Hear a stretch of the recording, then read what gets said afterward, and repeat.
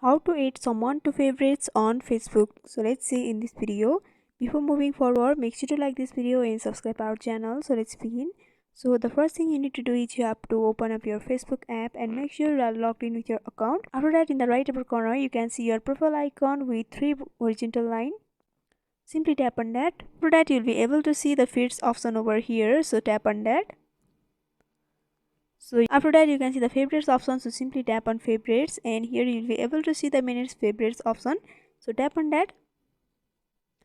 After tapping on that, you can see that you can add the person to the favorites.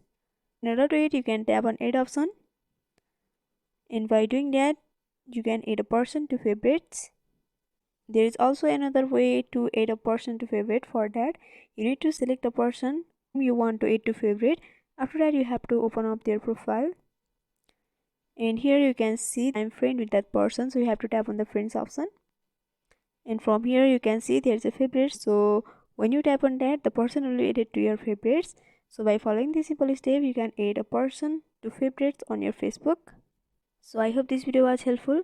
Don't forget to like, comment, share and subscribe our channel for more videos like this. Thank you for watching till the end.